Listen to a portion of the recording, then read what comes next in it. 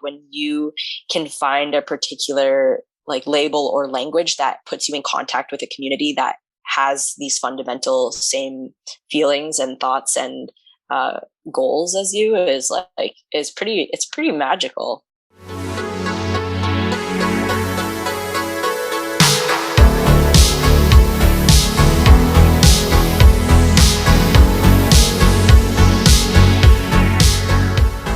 Hello, and welcome to Reclaim Your Radiance, a podcast where we discuss the most intimate parts of the human experience.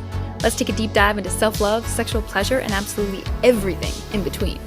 I'm your host, Kris Hall, and each week we will be joined by one fabulous friend, and sometimes that friend will just be me, to talk about how we can all become our most radiant selves.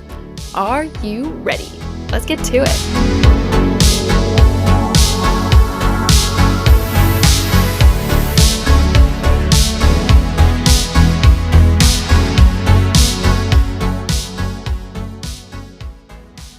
Today, we are joined by Galen, a Canadian, non-binary, transgender masculine, 26-year-old who identifies with the pronouns they, them.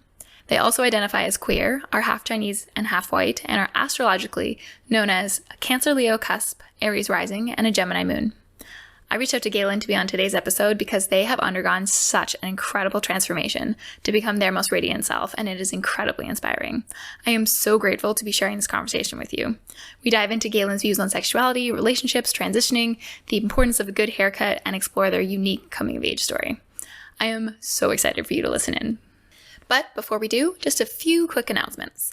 Are you looking to get more involved with the growing Reclaim Your Radiance community? Come join our Facebook group to talk podcast topics and more. Or maybe you're more of a tips and tricks straight to your inbox kind of person. Amazing. If you want a quick summary of Stacey's incredible How to Reach Your Goals advice from episode 4, we've got you. The links are in the episode description. And now, on to the podcast. So hey, how's it going? I'm doing good. How are you? I'm doing great. Thank you so much for coming today. I'm really excited to chat. Yeah, me too. All right. Yeah, so after introducing you, I'm wondering if you can explain the non-binary trans masculine identification of yours. Yeah, of course. Like, I feel like for people maybe who don't super understand the language or whatnot, it can be kind of confusing because people are like, non-binary, that means you don't, like, you're not either and or gender, or some people don't really understand how to like identify non-binary or how non-binary works. And then they're like, but trans, do you still want to be a specific gender? I'm confused. Like, what's happening here? I'm like, valid. Yeah, for me, it just means like non-binary means it's not really that I'm trying to be in the middle. I don't love when people explain it like that. Some non-binary people maybe feel like that, but for me personally, like, and obviously I can only speak on myself personally, I feel like neither and or some. And it's very fluid and it can change day to day, or it changes with like work sometimes, or it's been fun to like explore a more feminine side and get into that. But yeah, it really feels to me like none. Like I just don't want any of it. Like your boxes, I don't want them. So that's kind of what non-binary is to me. And then the trans identifier and why I still want to take on the trans identifier and why it's important to me is like, transgender to me doesn't even mean like one sex to the other or one gender to the other. To me, it just means like trans is almost short for like transformation. Like, you know, obviously you don't have to do like any sort of medical services or do anything but feel trans to identify and self-identify as being trans. But for me, it's like so important to have on my identifier like something that signifies the incredible like mental and physical journey that I made. Like, it was such a transformation. I have a lot of elements of me being the same person, but I'm like no longer the same person. I'm so much more of a full human, a better human. Whoa. Thank you so much for sharing that. I could not imagine a better way to start this conversation. That is such a beautiful personal definition of transgender. But I'd love to go backwards now. So let's start with where you started then. Let's go back to who you were back in time at the beginning of your life. Like, where did you grow up? So I mostly grew up in Vancouver. I started out in Burnaby, and then I moved to Delta. And then, yeah, I, it's so funny. Like at the time growing up, I guess I felt a little bit different, but like at no point the language just wasn't there. Like now looking back at it, I'm like, wow, you were so gay. Like poor little gay you. Like, but my parents didn't really do me any favors either. Like they kind of set me up like this. And I always tell them that. Like, I was like, you guys did this to me. Like they refused to put me in like gendered clothing and or have gendered toys. They exclusively put me in like orange, yellow, and green clothes. And then they literally named me Galen. Like, I'm sorry.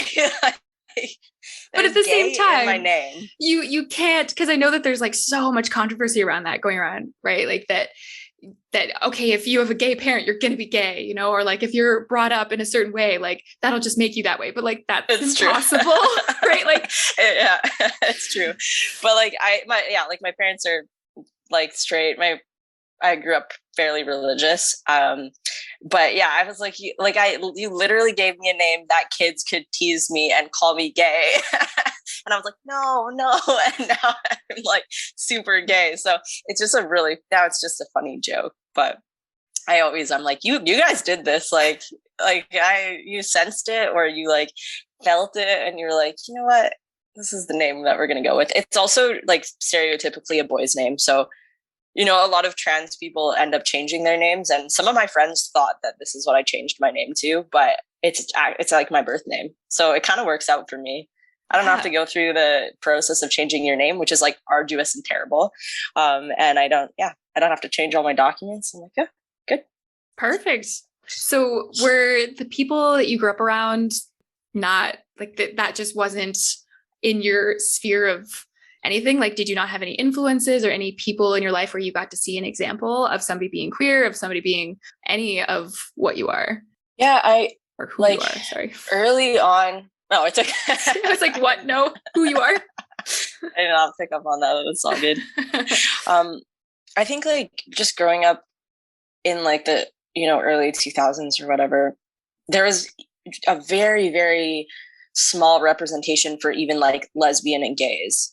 Like I saw that a little bit later on into my life, like, like late night, like HBO stuff, like you'd see like a scene, like I don't even know the shows because I wasn't like looking for the shows, but you'd like be flipping through the TV and be like, oh, what's that? Or obviously on porn and stuff like that. And I was like, oh, what's that? But yeah, I didn't have like the language to explain my transness for like way later. Like probably I started working with I don't actually have a memory of like meeting my first trans person, but like meeting my first like very queer people in my early 20s, and then just being like amazed. I was like, do I want to be them? Do I want to be with them? Like I like was just so fascinated by androgynous people, and like the more androgynous people were, I was like, whoa. And then I started learning that there was like medical things that people were doing to like change their bodies and voices, and I was like, whoa.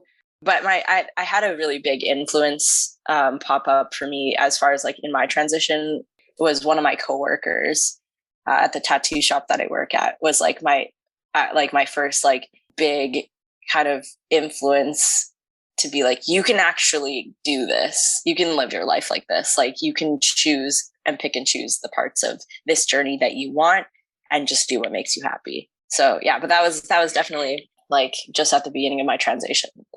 Like it was definitely a lot later. Cool. So at what point in your life, so that was like your early 20s that you like got that influence and you kind of saw those opportunities, but at what point in your life did you start feeling like something wasn't right, and how did that kind of manifest for you? That's something that like at the time, looking back in my childhood, because it's just my experience and I had no way of knowing that other people weren't feeling that. And your teenage years are just like so fucked up anyways, and like you're so hormonal and there's like all these other things going on, that it was just like one of those things like in the background of like, oh, just like feeling unsettled, but it could have been from a multitude of other things and depression and all this other shit. So yeah, I wasn't aware of it, but now looking back, I did like so much weird gay stuff. Like, you know, like there's pictures of me. I was obsessed with like kind of like Asian style cartoons. So like Pokemon, like Teen Titans, like Sailor Moon, like all those stuff. But I was obsessed with the guys in all those shows because I saw myself in them, obviously, like because I find that a lot of like Asian men, and especially Asian men in cartoon characters, are drawn with a lot softer features. Like they have like more of a feminine aspect. They're kind of queer feeling, like we call it like queer coded characters. Like they're not outwardly queer, but when you look at them, you're like, you're kind of not straight.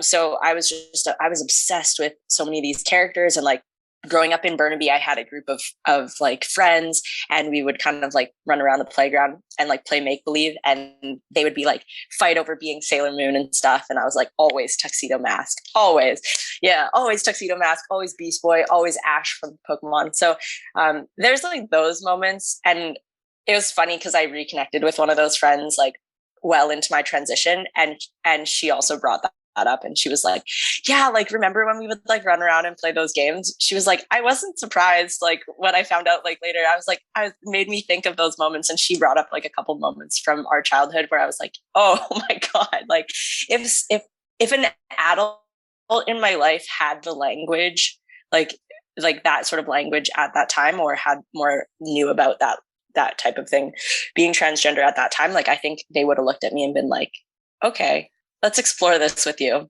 Like a lot of parents are doing for their kids now. Like I could have seen myself being someone who like transitioned really early, because there was a lot of those signs. But yeah, and a funny thing happens, I think, when you go through puberty is whether you want to adopt what other people are doing or not, like everyone wants to fit in. So I was a super masculine young child, and then around the age of like 13 or 14, I flipped and went super high femme. No one told me to. It just like, I knew to fit in and to have the friends I wanted and to have the life I wanted. Like I subconsciously knew that this is what I had to do. So I wore so much makeup, I wore dresses, I almost overcompensating basically for that little child. But you're performing femininity at that point, right?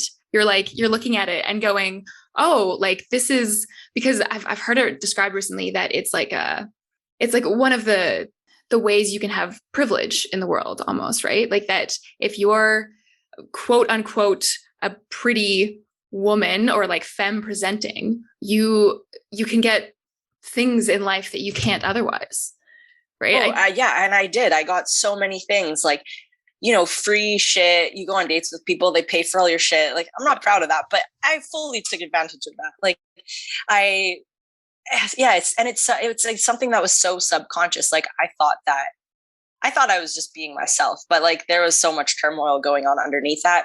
I remember for my, like, even my high school graduation, it was the year that 007 movie came out. I forget which one, but with the Bond girl was Severine in it, and she was this like stunning, like, yeah, like she wasn't white, and I think that's why I was like, oh, okay, at least she didn't really look white in the movie. So she had like slightly darker skin, like gorgeous black hair. She wore this like beautiful, like dripping black dress with like a huge slit cut into it, and at the time I was like, I just wanted to be her. But now looking back on it, I realized that like I wanted to be her for my graduation, like to go basically as her. And then looking back on it now, I was like, that was just you needing to be a character, because female like fancy dress up clothes were so deeply uncomfortable for me, but I didn't have the words to explain how uncomfortable they were. So I was like, I had to create this like whole facade situation and character, and like act a certain way and like move my body with such flourish in order to be comfortable. And like I looked stunning, but was I myself the whole night? Hell no, absolutely not. Oh, that's so cool. Like that you just put on a character. I mean, it's too bad that you had to do that, right? But at the same time, I'm really impressed with how you dealt with that and how you just turned it into something that made you feel at least a little bit comfortable with it. Yeah. And it was like fascinating to me that I picked this particular Bond girl and how that kind of happened in my brain as well too, because it's like, okay, you picked someone who wasn't like obviously white, and you picked someone like, in my opinion, the essence behind Bond movies to me is not James Bond. The power, it comes from the females in that movie. Like, she was controlling so much stuff about that movie. And I picked up on that, and it was just like, I wanted to feel powerful and strong and like no one could hurt me, and also super hot. And like, when I put on a dress as Galen, I did not feel super hot. So I was like, who can I be?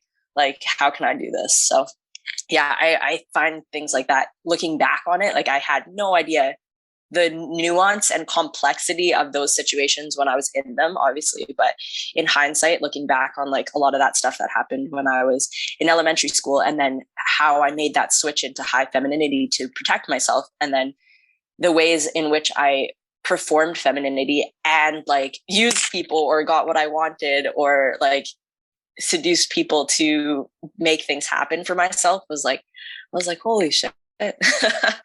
Damn, what a journey.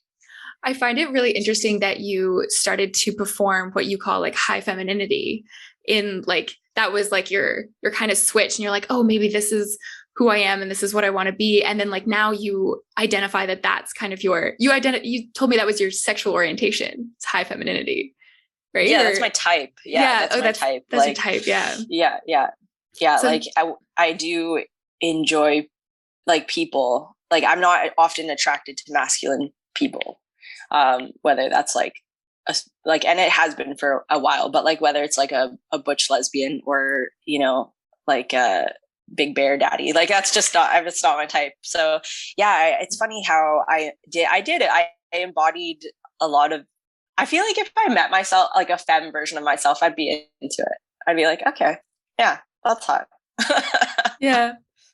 I see that though, right? It's like, oh, I'm going to be myself, and then I'm going to embody the thing that I'm most attracted to because I want to be attractive, right? And that makes total sense.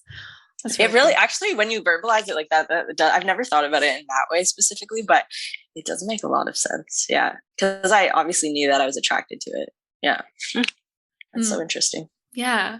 So when you're working at that tattoo parlor and you found kind of somebody who showed you this new world that you could actually embody and actually live, what was that like for you? Like what changes started happening, and like, yeah, how did that go? Yeah, I mean, I went through like a really like what I would say like a very classic story for a lot of like trans masculine folks is like I came out as being gay, like as being a lesbian first.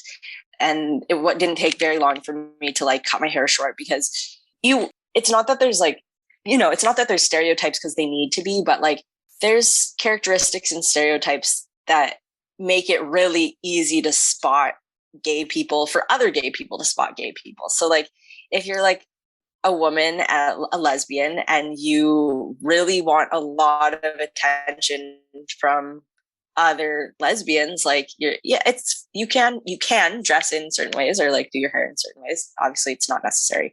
And I feel like that's a big step that a lot of people take at first when discovering their sexuality, and then they unpack it later, and then they figure out like, you know what, I actually still like long hair, so I'm not going to do that anymore. But yeah, so I cut my hair short. I had my hair short, but I was still wearing makeup and still wearing pretty feminine clothing. And then like as I met more like butch, like masculine lesbians, I was like, okay, that clothing style looks cool too. I was buying like masculine versions of clothes, but still in the women's section. So I kind of slowly started doing that, like more like button up flannels, but like would still only buy them from the women's section. And then, yeah, I met my coworker at the tattoo shop, who was at the time, I don't know if now, but still identified as a lesbian, and still went by she, her pronouns. And then, but this was like the first person that I immediately knew that was like talking about getting top surgery and also binded. And I was like, oh, that's really interesting. So I was like kind of verging on the point. I think at this point I had stopped wearing makeup. I had cut my hair shorter. I started slowly like dabbling in some things with the men's section, but I struggled with that because not because I didn't want to, but because I'm so small in stature. So like just a lot of men's clothes, like their extra smalls just didn't even fit me. And then I found like Asian stores and European stores, and then I got way more into it, and then only bought that stuff. But yeah, so it was her at the time actually that gave me my first binder, because we were talking a little bit about stuff, and I was like, yeah, like I don't mind my boobs when they're like out and when I'm like naked at home. And I was like shirtless at home like quite a bit, because I just didn't like the feeling of like my shirts over my boobs. Like I didn't like how with boobs like my body didn't fit into the clothes that I wanted to wear. So I was starting to get into like more masculine, like dress clothes. Like I wasn't really wearing skirts or anything anymore. Like if I was going out to something nice, I would have put on a nice dress shirt or a blazer or a vest. And I was like, these things are like in the way. The buttons like aren't closing properly. I was like fairly big chested for my size as well too. And I don't know if she did this on purpose or if it was genuinely an accident. I'm still not sure. But she came in one day and just was like, here, have this binder. Like, I feel like you're going to like it. I ordered the wrong size. I did but too. And it was like a small and I think she was usually like a larger or whatever. And I was like, did you though? I'm like, it was like brand new. And I was like, all right, I'll go put this home. I'll put this on at home. I put it on that night and I literally didn't take it off. Like, not really, because that's not safe. But I was obsessed. I was like, oh, I felt so good under all my shirts. I was like, oh my God, this is amazing. And it kind of just like snowballed from there. I was like, yeah, but I won't get surgery though. And then I was like binding every day and I was like, no, I'm definitely getting surgery. Oh, that's so nice. That's such an amazing gift for somebody to give you. That like, because that seemed like it transformed everything, right? Like all of a sudden you had this option, you had this, way to dress the way you want to dress. It's kind of amazing because like as a person kind of going through that body dysphoria, and the longer you're on your journey, you start seeing it on other people, like regardless of like, they could be like pretty femme, long hair, like whatever, you can see it in other people because you feel it so deeply in your soul. So I think that she saw that in me and was like, and then even now that I'm like on hormones and stuff, she was like, I told you were going to go on hormones. Like I fucking knew it. Like I knew all this was going to happen for you. But then at the time when she would bring it up or joke about it, I'd be like, nah. And she's like, I told you. But I've had that experience with other people, like where I kind of just like log it in the back of my head of like, okay, I'm going to watch this. And then if they start asking questions, answer some questions and getting more into it. And like, I think it's just the circle of life with being a part of any community where the amount of information that you can access is not readily available. It's like, it takes you back to the beginnings of humanity, of like, storytelling is how we get our information. Like we can't always trust the medical system. We can't always trust, other people who don't have our lived experience. So it's like, I want to storytell and verbally share as much information with people who are going to be going through the same thing that I went through as I can, because I feel like that's the least I can do for my community and to give back to people. Absolutely. So how have you, like, what was your moment or multiple moments of like the equivalent of you giving somebody a binder for the first time? Like what? Yeah. Yeah. Oh yeah. No, I love that. I feel like my transness ties so much into my work as a barber, because a big part of, I think, a lot of people's first journey into either their sexuality or their gender is cutting their hair and having their hair look and feel a certain way. And so I've just been lucky enough in my work to get paid to give people that moment, like over and over and over again. So countless moments with people's hair, which is such an honor, such a privilege, and such a responsibility that I love and I carry with such pride. But probably one of my really, I gave one of my old binders to someone. So that's one thing. And then I donated a bunch of clothes and was hanging out with a really young trans kid who came through a program on the downtown east side. named Alex, and that was we did his hair a bunch. Like he was super young, like 14, I think, and we chatted a bunch. We went for some dinners. We texted, and that was amazing. And then just a really good friend of mine. I call them my transition buddy. Like we were like they're I think a year. Their surgery was like a year after mine, and they went on hormones like a couple months after me, and like we've just kind of been going through it together. And like they came in for a haircut a couple of years back, and I got to. They had just cut their hair short, but the haircut like wasn't exactly what they wanted, which happens a lot if you are a seemingly feminine person trying to get your long hair cut super short at a salon. They always try and talk you out of it. They always give you like a weird Karen pixie cut because they're too scared that you're like, you're just having a life crisis. Like I can't cut all this hair off. And it's like, you don't have the language to like verbally explain. They're always trying to like make the haircut look softer or like more feminine for you. And when you're like young and also you don't know hair, so you don't have the language to explain aspects about hair that you want, then yeah, you sometimes end up with these like weird haircuts, and then you're not always feeling super safe to go to a barber. So yeah, so they came in and they were like, oh, my hair's short now, but it's like it's bad, and I don't know like why it's bad, and I can't explain to you why it's bad, but like it's not good. And so I got to cut their hair, and then yeah, we just got to talking, and they hadn't changed their name yet. They hadn't really started binding yet. And yeah, I just answered a bunch of questions for them, and just watched them go on their journey, and just like had a lot of deep talks at beaches, and it became amazing friends. And now they're like one of my really, really close friends, and they've come so far on their journey too, which is amazing. Oh, that's so beautiful. I love the way you talk about hair. And I think that's definitely something that a lot of people wouldn't think of. Cause that's something I've never really thought of. But of course, people who identify different ways, like need to go to people who understand their hair. Right. And that's true with different ethnicities. That's true with different genders and people who identify with all different kinds of spectrums. But yeah, so did you get into hairdressing because of that, or how did that kind of converge? So I think in an unspoken way I did. And then it was, again, one of those things that as I progressed through my journey of being a barber, I realized like how intrinsically linked they were.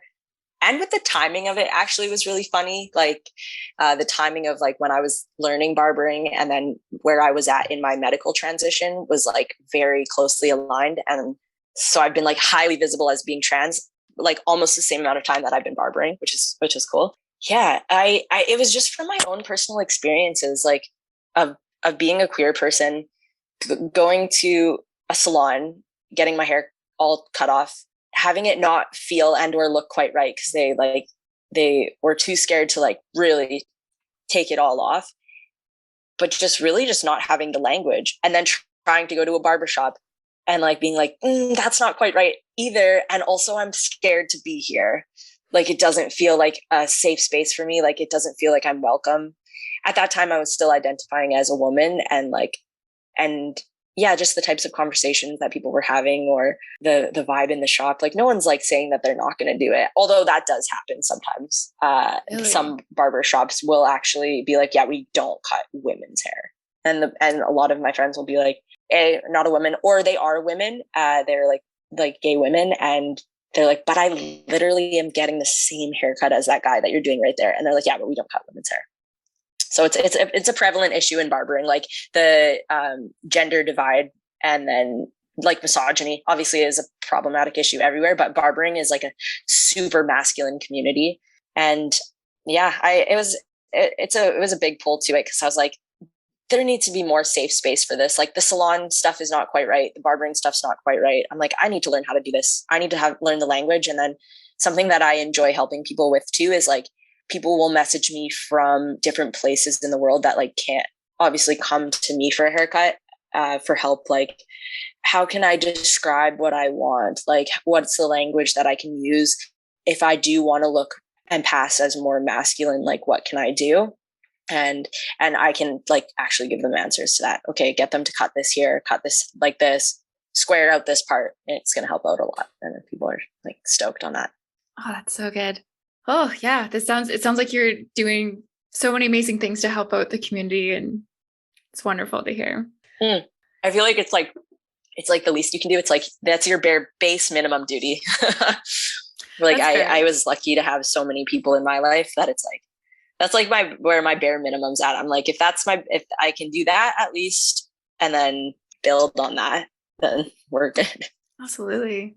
So I was wondering sometimes, so I have this theory that like relationships, you can kind of like look back and reflect on how different relationships like in time have grown with you. And like, you can kind of see how your journey has progressed using your relationships as a mirror. So I'm wondering if you can reflect on that. Like, have you had kind of relationships that have, like, how have your relationships progressed throughout your life, like romantically?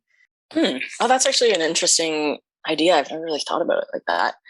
The interesting thing for me is like, I've actually technically only been in one relationship, the one that I'm currently in, because, and this is going to sound really terrible, it probably is, because I just had never met anyone that could like hold my interest for more than like 3 or 4 dates. And like, it's so bad. I've since then met lots of people that hold my interest, but like, or like even in a friendship way, I'm like, there's lots of fascinating people out there. I think I was just in the wrong demographic of people, but I was like, oh, all these people are terrible. That's true. Yeah. It's like you can go out a couple of days and be like, I'm bored. Okay, let's move on. That's the thing is like, I loved being by myself and like fundamentally had no problem being by myself. I lived by myself from a pretty early age, and I had a lot of like my own things going on. So I was like, if you're not enriching my life in any which way, or I'm literally bored of you, or I feel like I don't know I don't know enough about astrology, but I feel like there's like a deep like astrological sign reason as to why I'm like this. But it's like, when I was younger, I would like try and crack people. Like I would like sit down with them and I'd be like, I want to like understand you fully fundamentally as a human. And then if that happens super quickly, which sometimes it honestly often did. And I think it was like, it's in part of like my ability to, I'm like very empathetic, and my ability to, people just spill a lot of stuff to me. And like, I definitely used it for less good things when I was younger. Now I reserve those moments for my friends and to help people. But yeah, if I could get someone to just like spill everything, and then I fundamentally felt like I understood them and knew them, and there was like nothing, like they would say things and it wouldn't surprise me based on what I already knew about them, or they wouldn't, it just wouldn't keep me on my toes, and I would just immediately be like, I'm not interested. Sorry, you told me all this personal stuff. I'm not interested in you. Yeah, which is terrible. But so what makes your current relationship different then? Oh, she just from the get-go, we started as like coworkers and became friends. And I didn't really know that she was interested in me because she had a boyfriend, and I was like, didn't realize that she was like questioning her sexuality. So I was like, okay, cool. And I was like doing my own thing with this other girl at the time, and like going out and being young and stupid. And then, yeah, she like we got to know each other, I think, without that sort of lens. And I feel like I had a very like boxed and categorized opinion of people based on whether I was like, it was purely romantic or like purely friendship. And like, they were so held so far away from each other, for which I now know is like not necessary. And so, yeah, we actually just got to know each other outside of that context. And then when she did tell me, I was like, shocked. Like, I was like, what? I was like, wait, what is happening? And then, yeah, she just continues to surprise me. And just, I still feel like I don't understand fundamentally who she is as a person, not in a bad way. And like, okay, just, yeah, she just keeps me on my toes all the time. I think it's because, well, we are so opposite, and we joke about this all the time, that like on paper and astrological wise, like we are like not a good match. And so maybe I was just with people who are like too similar to me or like too readable to me. Yeah. But she's confusing. I think I need to be like challenged and confused consistently because Mm. I have a little bit of an attention span problem with everything. I'm like hella into everything, like hobbies and shit. Like I will delve so far into them for like maybe less than a month. And then I'm like, sell all the shit that I bought for that hobby and all the books. And now I just have a lot of information on this thing that I have never done since. Interesting. What is the weirdest hobby that you've done then? Or just like the most interesting, the one that you're like, what the hell? I mean, I'll tell you, like this has been going on my whole life. So I literally have like a slew of hobbies that I've been heavily into. But my most recent ones, I just bought a bunch of stuff to make chainmail. That's my current one. Amazing. Yeah. And then my big one through the pandemic was fermentation. So I got into kombucha, pickles, sauerkraut, not sourdough bread though. I left that for other people. That I was not interested in that. That's so funny. I love that like nothing holds your attention long enough and that you just like go from one thing to the other. Like that's fascinating. I feel like you could write a book on all the things eventually. Oh, I feel like I could. Like no statement is truer about me than like jack of all trades, master of none. Well, I'm master of some. There's some things that have held my attention, but yes, jack of many trades, master of way fewer. So do you ever, I guess this probably doesn't ring true because now you have but are you ever almost worried that you'll get to a certain point where you'll understand your partner in a way that makes it so that you're like, okay, this doesn't hold my interest anymore? I'm not worried about that anymore. I feel like once we've been together for like almost 7 years now. And at that point, it's just like, now we're just at the point where there's such a deep love and respect and connection and like sense of family with the person that it's like, we talk about this often where it's like, we will likely be in each other's lives in some capacity, no matter what happens. Like, it's like even just a friendship, like the longer you have a friendship, like obviously time it's not the be all and end all of things, but like it means a lot because you've invested that much time. So when you look back at it, you have like, 7 years worth of memories, 7 years worth of like heartaches, 7 years worth of like, she was with me through my whole transition, like lots of like special moments like that you're just like, I don't want to lose that person, because people are oftentimes like a lens and a mirror for you to see certain parts of yourself. So it's like, if I lose that person, I'm losing that perspective and that lens and mirror on myself. Yeah. Wow. And I think that's very true for people who have that strong of a connection with somebody. I think I hear that a lot, that it's like, well, I love them this much and they're going to be in my life forever. Like there's no way around that. And whatever happens. And it's nice to have that very kind of relaxed feeling about it, that like, you're not trying to control any outcome. You're not going to control what happens between you, but like just recognizing that like they're there for you forever. Yeah. And I think that, again, like taking that pressure off of like, yeah, we're married. Like, yeah, we signed papers. Like, yeah, I always joke that like, well, it's like a lot harder to get rid of me. I mean, you can do it, but it's like, maybe it's going to cost money.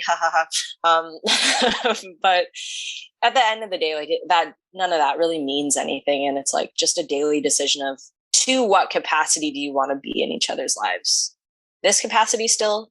No, it doesn't have to be this capacity forever. But like, I guess I've never really understood people that will say that they love someone, and then when things blow up, they blow up to an extent where it's like violent, and the words, like there's like such intense hurt, like especially people who have been together a long time. I'm like, there's like some things that some people do during a breakup that I'm like, yeah, that's a valid amount of like hurt to inflict because you're hurting. But then there's some things that I'm like, how can you do that to someone that you like were saying that you do love them? Like, that seems so extreme.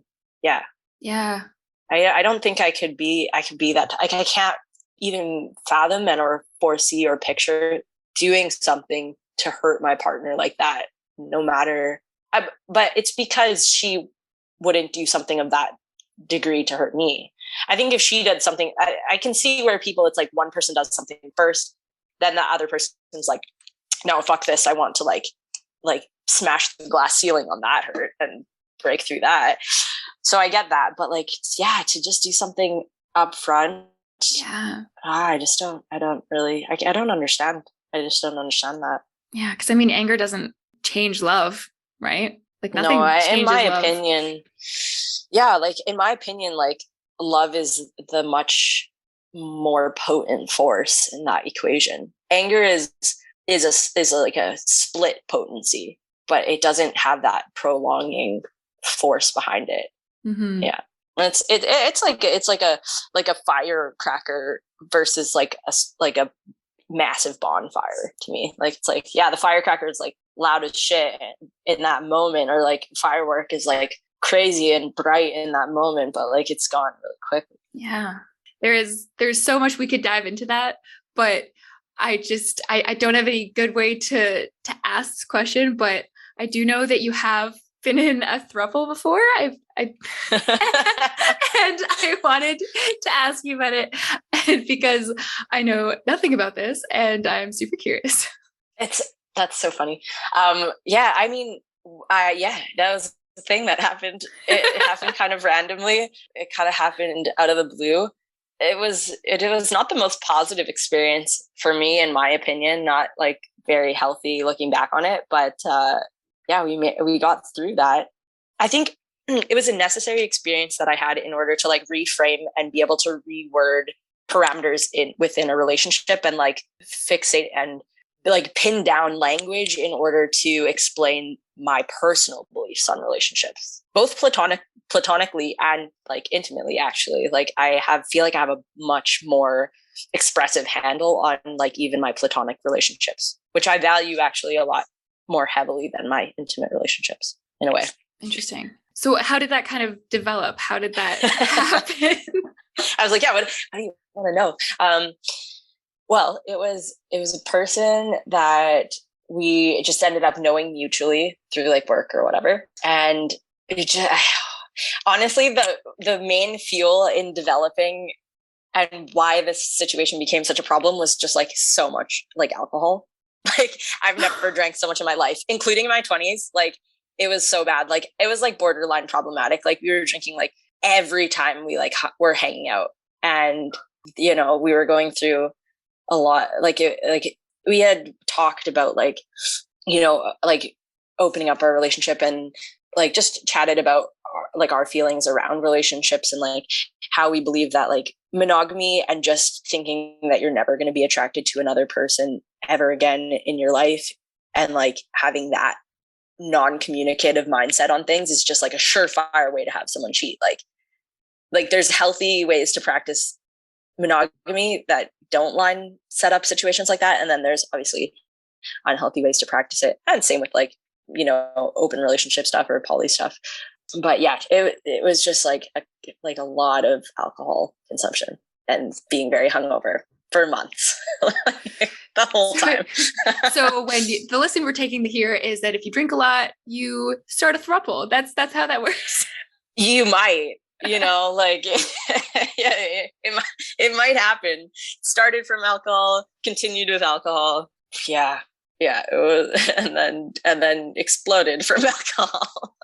Interesting. So what was your biggest learning point from all that? My biggest learning point was, and the biggest mistake that I made, honestly, was the amount of trust and respect that I have for my like long-standing partner. You cannot give that amount of trust to a new person. Like that level of trust has to be earned. And I was like, took the same level and was like, here, put you at the same level. And then that was what blew up. I was like, oh, you don't mean what you're saying verbally. Oh, right. Because like not everyone means what they're saying verbally. That's unfortunate. And I was like, oh, yeah. So do you think it's possible to have like a healthy throuple? Oh, 1,000%. Okay. Yeah. And like my partner and I are like, we're like not that situation again, but like if the perfect situation arises and there was like a very communicative person, like we're like, it would have to be really the right person. Like in hindsight, the person that we brought in was really not the right person and was like super stirring shit up, and enjoyed doing that, I believe. But yeah, if it's not like completely off the table, like there's amazing people out there but it would have to be someone who is like more in touch with the communication side of what polyamory and being in an open relationship is. Like what I learned is it's a lot of work. You take the amount of work that you have in a relationship with one other person, and then you double or triple or quadruple it depending on how many people you're seeing. It's for me, that situation was like the amount of work was like at a 12, and the amount of fun was between like a 3 maybe a 4. Like it was very drastic.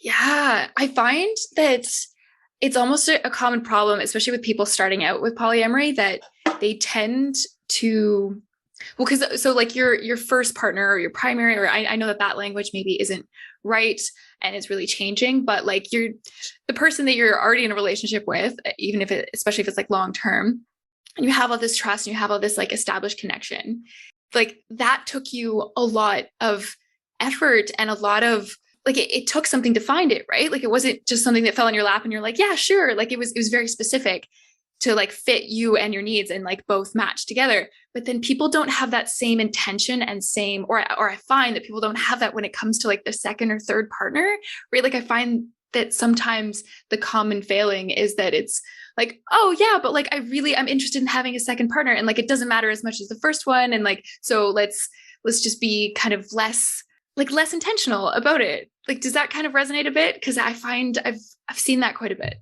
Yeah, I would say because it happened so like circumstantially with us, like I think we weren't necessarily as emotionally or like emotionally prepared or like as educated as we would have been if it was like a situation where we were like more like it was if it was less circumstantial. I think we would have been in a better situation education wise, and since then have like educated ourselves a lot on the topic and have had a lot of conversations and a lot of talks about what went wrong and what we would do differently and what our personal parameters are, and investigated like the other parameters that other people use, and like just becoming more conversational. And you're right, like more intentional about our feelings about certain situations.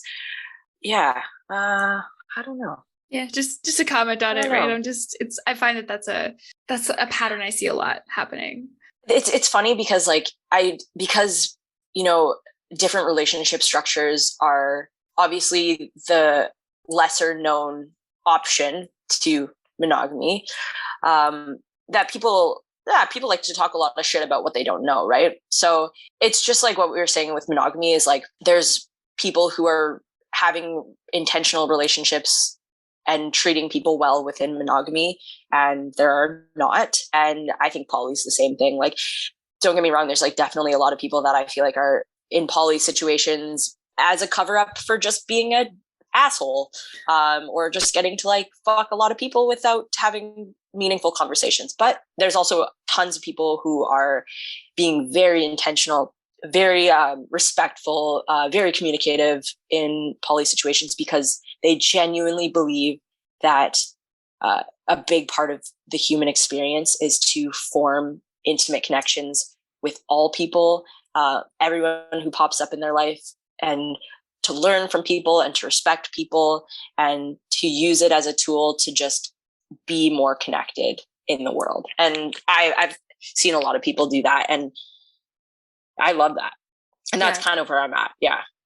Like my partner and I, we always talk about like, we're not like trying to go full on into that lifestyle or that dynamic.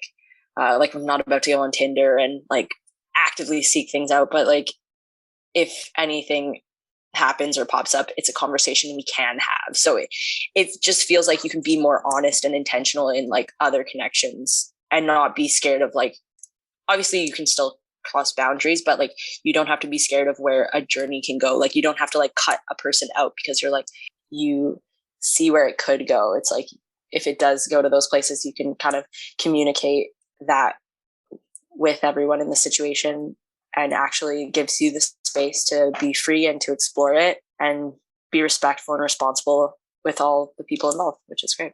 Right. And you can, it's so important to not cut anyone off from exploring anything, because that's when there's like that fear that you're not going to be able to be authentic in yourself, that then pushes you to do things that you wouldn't have done otherwise, right? Like you wouldn't have gone and tried to seek this experience if you had just felt like you had the freedom to do it. Like sometimes all it takes is just like, yeah, like you can be yourself, you can do that. And just that freedom and like honest and open communication with someone, or like your partner in this case, that allows you to just be like, oh, okay, well, because I know that I'm free to do it and there's no worry and there's no like, oh my gosh, I need to do this now. You chill with not doing it. Like sometimes it's just the knowing that you can means that you don't.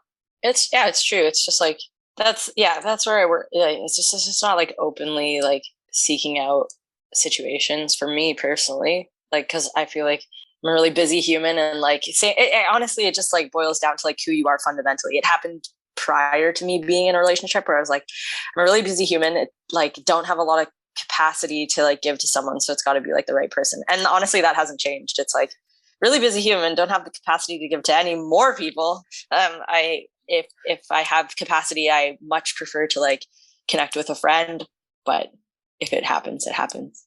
Yeah, I it's interesting because like I know we didn't touch on it previously, but I don't super connect with the like marker of polyamory. Like I don't identify personally with that, but I've been delving a lot into a relationship style called relationship anarchy, which is in short form, it's in the poly umbrella. Like it's definitely within it's within non-monogamy, but it has a much more of a focus on bringing up your platonic relationships and any relationship that you form in your life to the same level and regard as romantic relationships. Where the main thing that I struggled with, and like before finding this terminology, was that I have a really deep regard for my friendships, and I had someone in my life prior to Sarah who I would call my, like, we used to say like we were like platonic soulmates.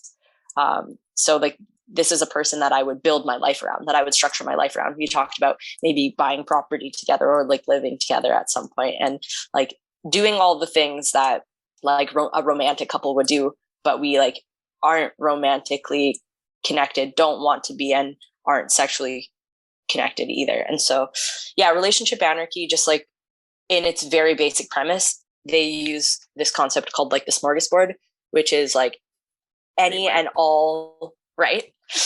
Any and all like relationship options are on this platter. It could be, you know, we have a kid together, we own a pet together, we live together. You're like my coworker or boss.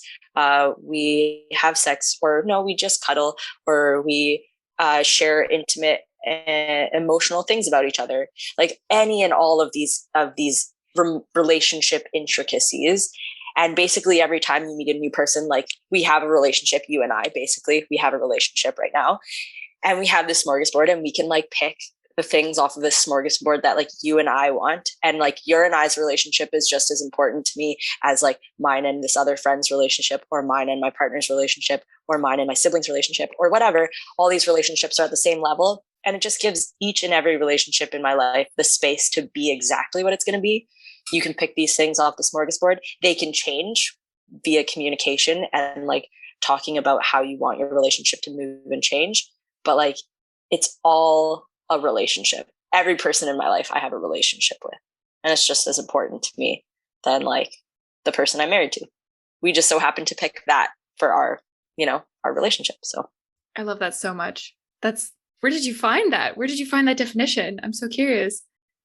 Actually, one of my, like a person that I connected with on Instagram, a friend of mine, and they've come in for a couple of haircuts, and we've hung out we've chatted a couple of times. They told me about it. They were like, yeah, I'm a relationship anarchist. And I was like, love the word anarchy. Whoa, what is this? Where is this going? I've never heard this concept before. And bless them, they were like, well, I can have a call with you and we can chat about it. I'd be happy to answer your questions about it. I was like, yeah, I'm so fascinated. Like, I'm so interested in this because, I have tons of friends who are poly, and bless them, let me ask questions about that sort of stuff, or have given me resources and books to read and this, that, and the other. And I've read like some of the Ethical Slut and some of like the two and three or more. And I don't know the name of that book, but it's got a blue cover. It's a very, very popular one. And yeah, so I sat down with them and we had a big conversation, and they gave me a bunch of information on it, and then told me a bunch of like podcasts and references to look into. And I checked out there's a diagram of like the smorgasbord and stuff that like lays out all the things. I was like, this is it. It just gave me a word to express something that I have actually a relationship structure that I've had in my life for a long time, like over 10 years, and gave me a way to explain what I was basically already doing. But like, and then I found out like other people were using this language and it just fit perfectly. And I was like, yeah, this is amazing. That's so cool. I see so many parallels between kind of your journey, your trans journey and this journey too, that like you didn't have the words to explain it. You didn't have that context. And then like all of a sudden you meet somebody who has that context, and you can, you learn from them. And then like all of a sudden you're developing your language, and that helps you kind of define your thoughts and organize your thoughts. And I love that. That's just like, it's another journey. Absolutely. And it's like, there's positives and negatives to like labeling and try to categorize people and things and places, which is like a very natural human obsession. Like it's our deep rooted feeling of needing to understand things and why things happen. And obviously there's like negatives to that, but like there are definitely some positives to it. Like when you can find a particular like label or language that puts you in contact with a community that has these fundamental same feelings and thoughts and goals as you, it's pretty magical. Like because prior to that, I was like, you're right, I didn't have the language to explain it, but people are going to live how they want to live regardless. But you feel a lot less alone and a lot like less like you're struggling to explain yourself when you have much more concise language to do it. Absolutely. Yeah. If you can just walk up and say, this is how I like, right? Because as much as I don't like identifiers, it helps so much, right? And like, that's exactly how I start at every show. And like, that's because it helps. It helps to be able to concisely explain, this is where someone's coming from. This is where they've been. This is like, it gives you a little bit of a snapshot into their world. Absolutely. 100%. All right. So we're coming up on the hour. And so I don't want to take up more of your time than I promised. And even though I still have so many questions. No worries. But yeah, thank you so much for everything you've shared and for your openness to discuss it all. And I really, really loved listening to your views and your introspections about everything that's happened in your life. It's fascinating, and it's really beautiful to hear the words you put to it. Oh, thank you. I really appreciate that. Well, you're welcome. So if people want to find you, if people want to, if people want a barber that's accepting of absolutely everyone, and where can they find you? Yeah, of course. Yeah, Instagram's a good place for me. I have 2 pages on there. I've got my personal one, which has got my modeling, a little bit of activism, and just general, cute animals and weirdness. And that's at Galen, the investigator. Although that might change soon, but that's all right. Yeah, for now, Galen the investigator. And then that links through to my barbering page, which I'm not posting on a lot at the moment because I've just been busy with other personal artistic projects and stuff like that. But there's some haircuts on there, and there's ways to book with me and ways to get in contact with me for if you did want a haircut. And that's at The Friendly Barber. I love that name. Me too. I was so shocked that no one had it. I'm never giving it up. It's the best. It's so good. Especially how you've described the barber community. Like, you need to be the friendly barber. That needs to be. Yeah. Hell yeah. I know. It makes me so happy. I'm so glad I thought of it. I'm so glad no one had it, because there's lots of like the blank barbers. There's tons of those pages, but no one's friendly. Damn. God, that's a whole market. There's lots of friendly barbers out there, but I just have the Instagram handle. So Of course. Well, yeah, thank you so much, and have a great day. Yeah, thank you. You too. And with that, we come to the end of this week's episode of Reclaim Your Radiance. Thank you so much for joining me this week. I hope you enjoyed your time with us and came away with something truly valuable. If you want more and simply cannot wait until next week, come join us online. We have a couple of really exciting communities that are being built. First, we have a Facebook community with the name Reclaim Your Radiance, where we talk about all sorts of topics related to the podcast, and tons that aren't. It's a community of like-minded souls who want to dive deeper into these things and keep the conversation going. Secondly, you can sign up for our mailing list to receive bonus content and stay in touch with what's happening in the world of Reclaim Your Radiance. And lastly, coming soon to a computer near you is our Patreon. Come along and join us for extra content, regular community meetups, fun swag, one-on-one time with yours truly, and so much more. Stay tuned for that. Head on over to the episode notes and the show description to find those links, and I hope to see you online soon. All right, everyone, until next week, stay radiant.